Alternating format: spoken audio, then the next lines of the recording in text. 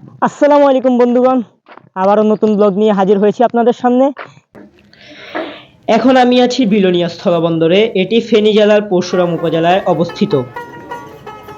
এটি হচ্ছে Bangladesh police immigration office Belonia স্থলবন্দর। এখানে ইমিগ্রেশনের যাবতীয় কার্যক্রম সম্পন্ন করে আপনি খুব সহজেই ভারতের ত্রিপুরা রাজ্যে ভ্রমণ করতে পারবেন।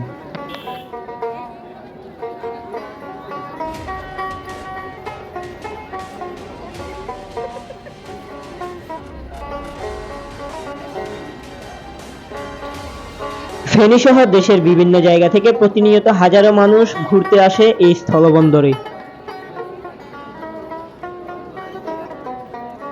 কাঁটাতারের বেড়ার ওপারে হচ্ছে ভারতের ত্রিপুরা রাজ্য। আপনারা ইমিগ্রেশন কার্যক্রম সম্পন্ন করে এই গেট দিয়ে ভারতের ত্রিপুরা রাজ্যে প্রবেশ করতে পারবেন।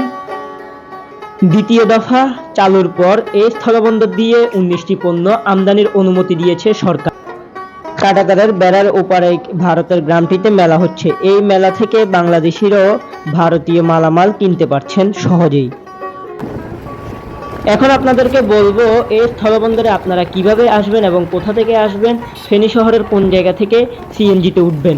প্রথমে ফেনী সদর হাসপাতাল মোড় থেকে পরশুরামে সিএনজিতে উঠবেন, যার ভাড়া 40 টাকা নিবে। পরশুরাম বাজারে নেমে আপনারা বিলোনিয়া স্থলবন্দরে সিএনজিতে উঠবেন, যার ভাড়া 10 টাকা নিবে।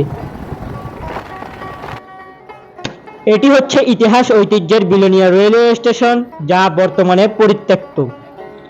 এই রেল লাইনটি 1929 সালে প্রথম চালু হয় এবং 1997 সালের 1 আগস্ট বন্ধ হয়। এই রেলপথের দৈর্ঘ্য 27 কিলোমিটার, যার ফেনী থেকে বিলোনিয়া পর্যন্ত মোট 9টি স্টেশন ছিল, কিন্তু বর্তমানে এগুলো সবগুলোই পরিত্যক্ত। এই স্টেশন থেকে একসময় মানুষ টিকিট সংগ্রহ করে ফেনী যেত, আর এখন কালের বিবর্তনে এই ভবনটি সাক্ষী হয়ে আছে ইতিহাসের।